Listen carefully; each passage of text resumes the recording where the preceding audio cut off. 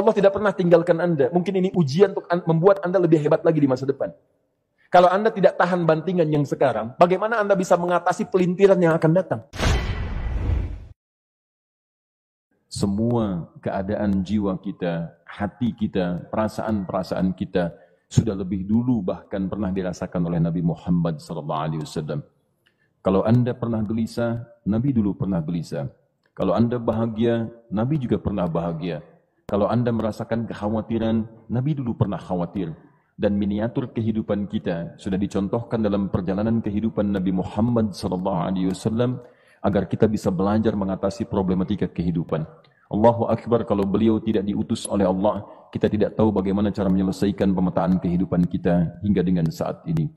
Bahkan satu ketika, pernah beliau kemudian dalam masa yang telah panjang berdakwah, qadarullah kemudian ada wahyu yang jeda datangnya tidak seperti biasanya. Biasanya datangnya cepat, berganti hari turun wahyu, ganti pekan turun wahyu. Ini beberapa masa wahyu belum turun. Ada hikmah di balik itu. Teman-teman sekalian, tiba-tiba beliau naik ke atas bukit, wahyu belum turun juga. Pulang ke rumah, belum turun juga. Sampai keadaan itu terlihat oleh kalangan kafir Quraisy dan mereka berkata, lihatlah Muhammad sudah gila. Dituduh gila. Jadi kalau Anda cuma dituduh dengan hal-hal yang ringan, dituduh soleh, kan? Dituduh kemudian orang yang berubah, dituduh semakin beriman dan sebagainya. Barangkali itu lebih baik. Nabi dituduh gila, Anda bayangkan. Tuh Muhammad sudah gila. Muhammad sudah ditinggalkan oleh Tuhannya. Muhammad sudah kehilangan pegangannya. Muhammad sudah tidak punya orientasi. Orangnya sudah enggak jelas. Bolak-balik tidak karuan. Naik ke atas bukit seakan-akan orang yang frustasi. Dan seterusnya. Tapi tahukah Anda apa yang terjadi? Setelah berbagai cacian, makian, tuduhan macam-macam diterima oleh Nabi SAW, lantas tibalah masanya Allah menurunkan satu surah, bahkan disandingkan dengan surah yang lainnya, bersandinglah dua surah ini secara bersamaan turun. Surah ke-93 dan surah ke-94-nya. Terkait berkelindan, memberikan satu harapan yang sangat panjang. Kata Allah, "Wadduha, wal-laili idza saja." Ma wadda'aka rabbuka wa ma qala walal akhiratu khairul laka minal ula walasawfa yu'tika rabbuka fatarda alam yajidka yatiman fa'awa wa wajadaka dhallan fahada wa wajadaka 'ailan fa'aghna fa ammal yatima fala taqhar wa ammas sa'ila fala tanhar wa amma bi ni'mati rabbika fahaddits. Ya Muhammad, saya bersumpah dengan waktu duha. Kalau kita baca dengan ilmu balaghahnya, itu bukan sekedar sumpah mengilustrasikan waktu duha. Karena di ilmu balaghah itu nanti ada 3 turunan ilmu. Ada disebut ilmu ma'ani, ilmu mencari kata-kata sehingga ungkapannya sesuai untuk disampaikan. Mana kata-kata yang tepat untuk disampaikan dalam konteks yang ingin dibicarakan. Itu ma'ani namanya. Kemudian setelahnya ada ilmu bayan, bagaimana mengemas kosakata yang bagus ini sehingga bisa disampaikan dengan jelas, orang tidak bingung menerimanya, paham maksudnya. Kemudian setelah itu kadang-kadang jelas kalimatnya, tapi kedengarannya tidak indah.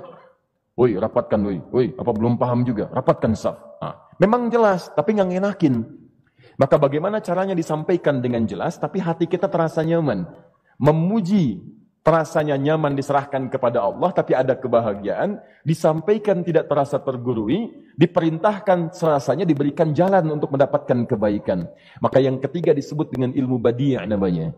Ilmu menghiasi kalimat yang disampaikan sehingga terasa dengan nikmat. Turunannya nanti ada majaz namanya. Mengambil sebuah kalimatnya untuk diposisikan pada kalimat yang nyaman disebut dengan kinayah turunannya. Maka teman-teman kata Allah, wadduha. Diterjemahkan demi waktu duha. Bukan sekedar waktu duha. Karena duha itu ada cahaya yang indah. Dirasakannya enak. Antum keluar waktu duha kan enak tuh. Berjemur. Kata orang Sunda moyan gitu kan. Datang. Bahkan sampai dianalisis ada vitamin D-nya bisa terasakan. Ya, kemudian setelah itu ada kenikmatan enak suasananya. Seakan-akan dunia milik sendiri. Yang lain numpang. Wah, nyaman keluar itu. Baik, jadi wadduha itu ingin bersumpah mengilustrasikan waktu kenyamanan yang pernah dilalui. Kalau dalam bahasa tafsir yang luasnya, saya bersumpah Muhammad, demi segala kenikmatan yang pernah engkau rasakan dalam hidupmu, seperti engkau merasakan cahaya duha itu. Engkau pernah senang, saya bersumpah dengan kesenanganmu. Engkau pernah tenang, saya bersumpah dengan ketenanganmu. Engkau pernah nyaman, saya bersumpah dengan kenyamanan yang pernah engkau rasakan. Wal-laili idza saja. Dan aku pun bersumpah demi gelapnya malam. Demikian terjemahannya. Bukan sekedar gelapnya malam, saja itu sesuatu yang pekat. Ya, ini belakang kelihatan agak gelap nih. Untuk memberikan proyek, kesini aja Pak, saya cuma ngasih contoh.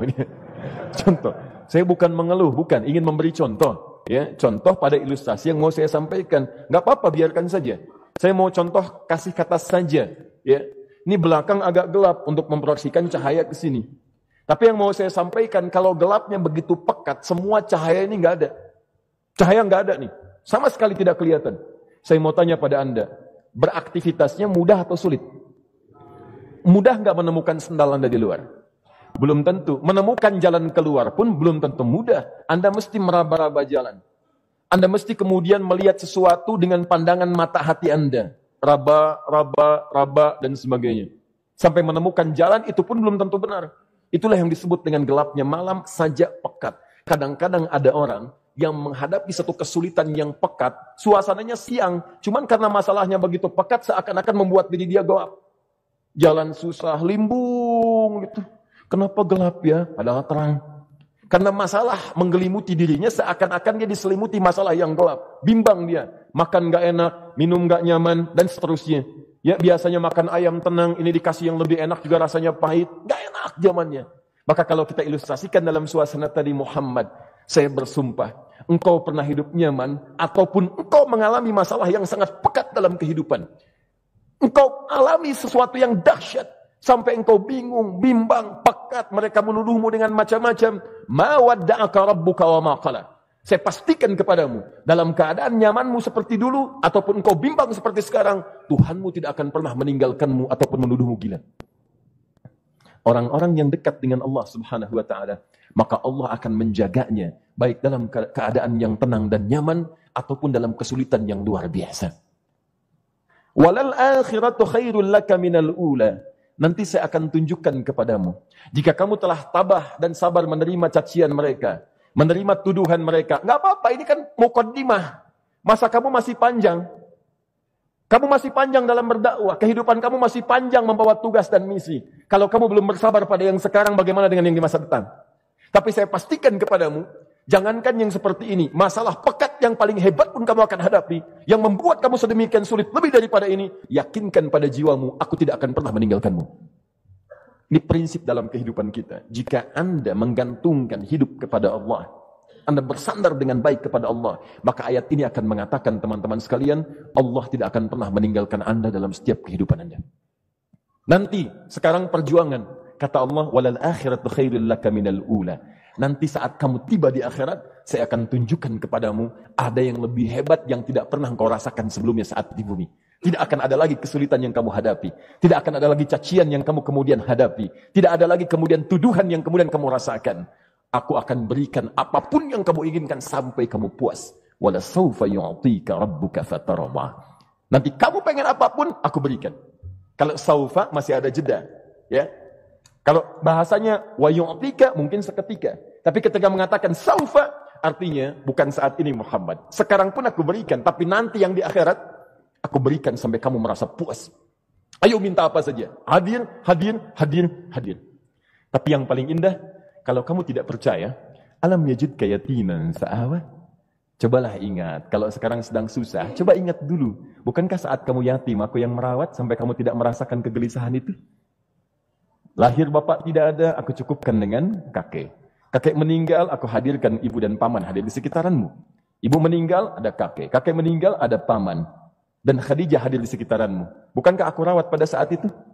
Wajadaka dhannan fahada. Kamu sedang bingung, sedang susah, bukankah sering aku berikan petunjuk kepadamu? Wajadaka ailan fa'aghna. Kamu merasakan kesulitan, lahir dalam keadaan yatim, tidak ada pendukung, maka aku jadikan kaya. Bukankah saat kamu menikah dengan Khadijah, aku tambahkan lagi pendukung untuk misi dakwahmu? Ini pesan dalam Al-Quran. Kalau Anda sedang merasa susah, kalau ingin menenangkan diri, ingat-ingat yang baik-baik yang dulu. Kalau Anda sedang jatuh dalam bisnis, ingat-ingat saat Anda meningkat dalam bisnis Anda. Allah tidak pernah tinggalkan Anda. Mungkin ini ujian untuk membuat Anda lebih hebat lagi di masa depan. Kalau Anda tidak tahan bantingan yang sekarang, bagaimana Anda bisa mengatasi pelintiran yang akan datang? Karena dalam kehidupan bukan cuma dibanting. Anda mungkin mengalami penyingkiran, penyungkuran, lipatan, guntingan, bantingan, macam-macam. Jikalau satu gaya belum bisa Anda atasi, bagaimana Anda bisa berharap mendapatkan turunan yang lainnya? Selalu ingat bahwa jika hidup Anda ingin tampil gaya, Anda harus merasakan tekanan dalam kehidupan. Karena F selalu berbanding lurus dengan P, hukum Pascalnya. Gaya berbanding lurus dengan tekanan. Orang yang ingin tampil gaya dalam kehidupan, maka dia mesti siap menghadapi tantangan-tantangan hidup yang diatasi. Turun ayat. Sampai ujungnya. Jikalau kamu sudah begini lagi, jangan pernah kamu membentak orang lain. Jangan pernah merendahkan orang lain. Karena Allah pun menjaga setiap hamba sepanjang ia mendekat kepadamu. Setelah itulah turun kemudian surah Al-Insyirah. Alam nashrah lakas sadra. Antum kenal Nabi Musa? Baik. Tapi agak lumayan lah. Tadi saya di Soreang kenal Fir'aun. Di sini Musa. Baik, alhamdulillah. Perhatikan ya, dahsyatnya pemberian Allah kepada Nabi Muhammad SAW. Nabi Musa alaihi salam, dan seringkali kita bacakan untuk memohon kepada Allah. Rabbi syrahli sadri. Perhatikan baik-baik. Ini keunggulan Nabi Muhammad SAW dibanding Nabi Musa alaihissalam. Dua-duanya Nabi, Rasul, tapi masing-masing punya keistimewaan. Musa, Nabi, berdakwah, memohon kepada Allah kelapangan hati. Rabbi syrahli sadri. Ya Allah, tolong lapangkan hatiku nih. Kenapa mesti lapang? Karena pasti Musa merasakan nih. Saya tahu betul karakter Fir'aun. Belum apa-apa sudah memaki. Kalau orang yang hatinya tidak lapang, tidak akan tahan dengan makian, keluarlah kemudian balasan yang tidak digambarkan sebelumnya. Fir'aun itu kasar. Kasarnya bukan sekedar kasar, bahkan saking kasarnya bisa berujung pada eksekusi kematian. Saya contohkan tadi di sore yang ini, saya nggak suka dengan rambutnya nih, kata Fir'aun. Bukan nyuruh-nyukur mas, tolong pisahkan kepala dari badannya. Gitu gayanya tuh, Fir'aun. Ya. Bukan nggak ngenakin, susah dengan Fir'aun itu. Jadi kalau belum apa-apa datang Musa ke situ, hatinya tidak seluas samudra, hatinya tidak lapang, cuman seluas gelas, tidak akan sabar menerima cacian Fir'aun. Begitu datang dicaci, dasar anak gak tahu diri, gak tahu malu, sudah saya rawat begini. Ya Allah, saya bosan dengarnya, matiin aja sekarang. Musa Nabi berdoa dikabulkan. Cuman kalau Fir'aun kemudian ajalnya misal wafat pada saat itu, tidak akan jadi contoh kepada kita untuk kekinian. Bagaimana orang yang bebal untuk bertobat kepada Allah Subhanahu wa ta'ala. Bagaimana penyimpangan dalam kedudukan. Bagaimana dia kemudian akrab dengan pengusaha yang gelap. Di pengusaha gelap berpartner dengan penguasa zalim. Sudah ada dari dulu. Pengusahanya disebut dengan Qarun. Kemudian mohon maaf, ya, yang pemimpinnya disebut dengan Fir'aun. Tokoh intelektualnya disebut dengan Haman. Makanya cerita ini komplit di Quran. Sudah ada. Di setiap persoalan dalam kehidupan masyarakat disebabkan tiga hal yang berkolaborasi. Kalau bukan penguasa zalim, berpartner dengan pengusaha gelap, ditopang oleh intelektual yang sembrono. Itu persoalan. Jadi kalau ada sekarang intelektual menyalahgunakan kepintarannya, dia terlambat, sudah ada Haman dulu. Dan gak usah bersaing, dia bisa bikin piramida, Anda belum tentu bisa membuatnya. Kalah Anda, masih kalah hebat. Ya, jadi kalau dititipkan sesuatu, jangan disimpangkan. Yang ingin saya sampaikan, Musa mengatakan, Rabbi syrahli sadri. Nabi berangkat berdoa dikabulkan oleh Allah. Nabi Muhammad belum minta turun ayat. Alam nashrah laka sadra. Yang ini minta, Rabbi syrahli sadri. Nabi Muhammad, alam nashrah laka sadra. Muhammad, mulai dari peristiwa, sehingga engkau akan lebih sabar lagi menerima tantangan-tantangan dakwah. Mulai sejak itu, jangankan dimaki, dilempar batu di Taif. Dari Mekah, pergi ke Taif. Dengan Zaid kemudian. Sampai di Taif mendapatkan sesuatu yang tidak dibayangkan sebelumnya. Kalau cuma dihentikan saat mengajar, wajar. Ini dilempari batu. Anda bayangkan? Bisa kebayang nggak? Lempari batu tuh. Dilempar. Zaid jadi tameng, berdarah-darah, kemudian mundur. Mundur, beristirahat di bawah tepian pohon. Begitu beristirahat, datang malaikat penjaga dua gunung. Turun malaikat. Dengan kesal mengatakan, Ya Rasulullah, mud yadaika ilas sama. Ya Rasulullah, angkat tanganmu ke langit, minta kepada Allah, aku angkat dua bukit di Taif, aku himpit keduanya mereka. Aku himpit penduduk Taif dengan dua bukit itu. Apa jawab Nabi? Karena sudah mendapatkan kelapangan, ketenangan, belajar dari peristiwa-peristiwa tadi, indah jawabannya. Lah, katanya, tolong jangan lakukan. Innahum qaumun la ya'lamun. Mereka belum paham saja. Mereka belum mengerti. Tolong jangan lakukan. Aku bermohon kepada Allah. Boleh jadi nanti di masa depan akan ada hamba-hamba terbaik yang lahir dari bumi Taif ini. Kemudian beliau berkata, Rabbi, ina man takilluni. A'ila qaribin yu'limuni am ila ba'idin yu'dhini fa ana radin ma lam taghdab ilayya. Ya Allah, kemana lagi engkau akan utus aku untuk berdakwah setelah peristiwa ini? Apakah tempatnya lebih dekat aku jangkau sekarang, tapi di situ aku akan disakiti lagi? Ataukah jaraknya masih jauh, tapi di tempat itu aku akan dizalimi lagi? Aku ridha ya Allah dengan itu semua, asalkan engkau tidak marah kepadaku. Asalkan engkau tidak marah kepadaku. La haula wa la quwata illa billahil aliyil azim. Begitu kelapangan itu muncul, ridha dengan ketetapan dan siap, tabah, kuat, hadir dalam jiwanya. Tiba-tiba turun undangan, tunaikan Isra dan Mi'raj. Diangkat statusnya, naik mendekat kepada Allah Subhanahu wa taala. Dihilangkan bebannya, wa wada'na anka wizrak alladhi anqadha dhahrak. Itu hikmah, teman-teman.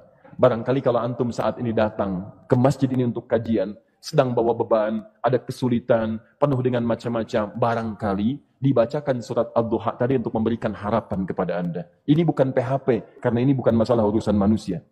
Ini adalah janji yang tidak akan pernah diingkari. Innallaha la yukhliful mi'ad. Kata Allah, Anda punya masalah, ingat suasana tenang pada masa lalu. Bukankah saya memberikan ketenangan kepadamu? Mendekat kepada saya, Anda bersabar, yakinkan bahwa ujian yang saya berikan saat ini sesungguhnya untuk membuat kamu lebih hebat di masa depan. Karena orang hebat tidak akan pernah sepi dari ujian untuk membuat dia lebih kuat menghadapi tantangan dalam kehidupan.